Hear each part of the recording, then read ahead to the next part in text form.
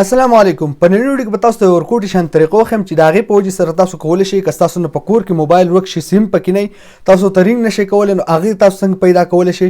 دغه شانې که تاسو موبایل خرڅ کړئ خپل او ستاسو نه په هغې کې ډاټا لاړه شي، یعنې ویډیوګانې یا تصویران لاړ شي ستاسو نه هغه کس ته، او تاسو غواړئ چې زه د دې ځای نه هغه ډیلیټ کړم تی، نو هغه تاسو څنګه ډیلیټ کولی شئ. دغه شانې که ستاسو نه موبایل بل ځای ورک شي، لرې ځای کې ورک شي، او تاسو غواړئ چې زه د هغې لوکیشن معلوم کړم چې په کوم ځای کې پروت دی، نو هغه څنګه پیدا کولی شئ. یا په کور کې موبایل ورک شوی په یو بشترو کې څه ځای کې پروت وي او تاسو غواړئ چې زه یې پیدا کړم، معلوم یې کړم او سیم پکې نه وي مثال په طور باندې، نو هغه تاسو کولی شئ څنګه پیدا کولی شئ.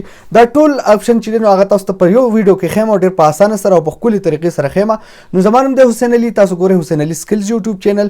راځئ چې ویډیو شروع. نو د دې ټولو مسلو حل چې دی هغه تی یو اپ کې پروت دی، یو ورکوټي شانې اپ کې پروت دی. دا اپ لینک چې ما تاسو ته په کمنټ کې درکړی، تاسو د کمنټ نه دا اپ چې دی ډاونلوډ کولی شئ. صحیح ده. نو دا اپ به تاسو په بل موبایل کې انسټالوئ.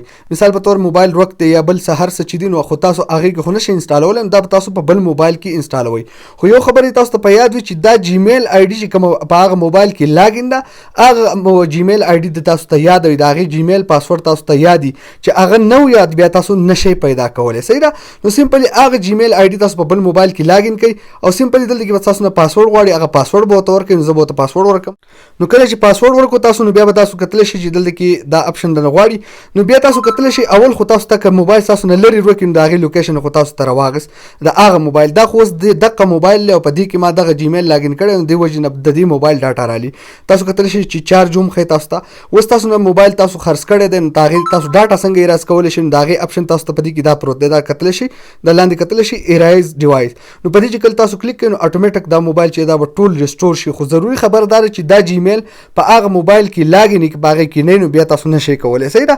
دغه شانې په کور کې به بشترو کې یو ځای کې بل ځای کې پروت دی او سیم پکې نشته، نو د هغې لپاره تاسو کتلی شئ چې پلی ساوند اپشن چې دی نو هغه پروت دی. نو په دغه طریقې سره تاسو په هغې باندې پلی ساوند سره هم هغه چې دی نو اواز به بیا کوي موبایل، که سیم پکې نه هم خو بیا هم اواز کوي، نو تاسو یې پیدا کولی شئ. دغه شانې که لاندې کتلی شئ چې دا سیکیور ډیوایس، نو تاسو خپل موبایل چې دی نور هم سیکور کولی شئ چې هغې کې څوک ګوتې ونه وهي، نور دغه پکې هم کولی شئ فردر. صحیح ده. نو دغه ټول اپشن په دې کې پراته دي. لوکیشن هم پروت دی، که ورک شي تاسو نو لوکیشن په وجې تاسو معلومولی شئ، او دغه ټول اپشنان چې په دې کې پراته دي ورکوټی شانې اپ دی. نو دا ویډیو کړو خو خوښ ویډیو لایک کړئ، چینل سبسکرایب کول مه هېروئ، ویډیو د خپل ملګرو سره شیر کړئ. تر بل ویډیو د خپل ځان ډېر زیات خیال ساتئ. د الله په امان.